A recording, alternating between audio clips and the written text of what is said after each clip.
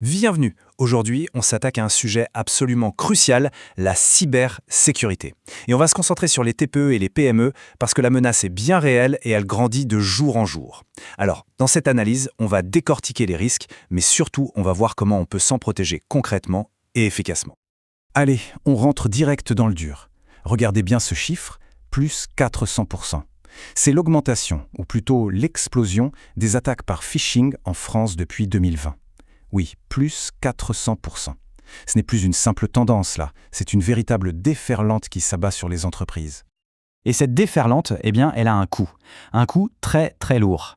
En moyenne, une seule cyberattaque, ça représente 150 000 € de pertes pour une PME française. 150 000 €, c'est une somme colossale. Pour beaucoup de petites structures, ça peut tout simplement vouloir dire mettre la clé sous la porte. Alors, on s'imagine tout de suite des hackers de génie, des attaques ultra complexes, mais la réalité est beaucoup plus simple et presque un peu décevante. 95% des failles de sécurité, ça vient d'où à votre avis? D'une erreur humaine, tout bêtement. Un petit clic sur le mauvais lien, une pièce jointe ouverte un peu trop vite, et le mal est fait. Et tout ça, ça nous amène directement à un point essentiel.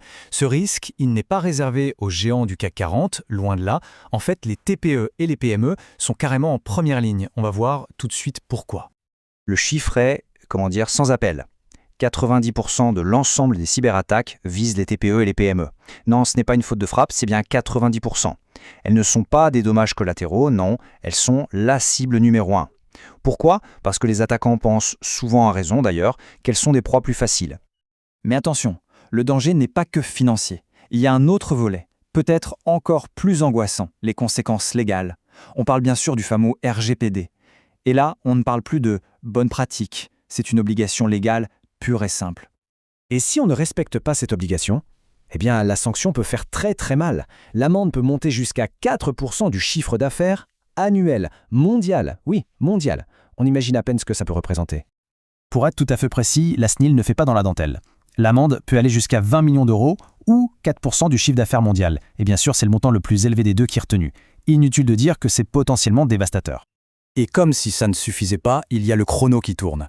S'il y a une violation de données, la loi est très claire. Il faut prévenir la CNIL en 72 heures, pas une de plus. C'est un sprint, une véritable course contre la montre. Mieux vaut être préparé parce que 72 heures, ça passe à une vitesse folle en situation de crise. Bon, assez parlé des menaces qui font peur. Passons aux solutions. Parce que oui, heureusement, on peut construire un véritable bouclier numérique pour se protéger. On va voir ensemble les 7 règles d'or, des conseils très concrets qui s'appuient sur les recommandations officielles. Alors, commençons par le B.A.B.A., le socle de la sécurité. Règle numéro 1, les mises à jour automatiques. On les active partout, tout le temps. C'est la base pour corriger les failles. Règle 2, un bon antivirus, évidemment, avec un filtre anti-phishing. Et la règle 3, peut-être la plus importante, former les salariés, au moins une fois par an. C'est la meilleure arme contre la fameuse erreur humaine. Règle numéro 4. Celle-ci, elle est simple et redoutablement efficace. C'est l'authentification à 2 facteurs, ou A2F comme on dit. Le principe, il faut l'activer partout, mais vraiment partout où c'est possible. Sur les boîtes mail, le cloud, les logiciels de l'entreprise, partout. Et si on doute encore de son efficacité, il suffit de regarder ce que dit Google. L'authentification à 2 facteurs, ça bloque 99% des tentatives d'intrusion qui reposent sur un mot de passe volé. 99%. C'est un tout petit effort pour une protection quasi totale. On continue avec la 5e règle d'or, les sauvegardes. C'est notre assurance vie numérique. Et pour bien faire, il y a une méthode qui a fait ses preuves, la méthode 3-2-1. C'est facile à retenir. On garde 3 copies de ces données sur 2 supports différents et, point crucial, avec au moins une copie qui est gardée hors ligne ou dans un autre lieu. On arrive aux 2 dernières règles. La 6e, c'est simple. Pour le travail de tous les jours, on utilise un compte utilisateur normal, pas un compte administrateur avec tous les pouvoirs. Comme ça, si le compte est piraté, les dégâts sont limités. Et enfin, la 7e règle, on verrouille les documents les plus sensibles. On les chiffre, on les protège, c'est une sécurité de plus pour les informations vitales. Ok, on a mis en place des protections. Mais imaginons le pire scénario. L'attaque a quand même lieu. Qu'est-ce qu'on fait? Surtout, on ne panique pas. Il y a une procédure d'urgence, un plan d'action très clair à suivre en 3 étapes. Voilà les 3 réflexes à avoir, dans l'ordre. Étape 1, on isole. On débranche les machines touchées du réseau pour que l'infection ne se propage pas. Étape 2, on contacte. On appelle les pros, comme le numéro d'urgence 17 Cyber. Et étape 3, on notifie. Si des données personnelles ont fuité, on prévient la SNIL, sans oublier notre fameux chrono de 72 heures.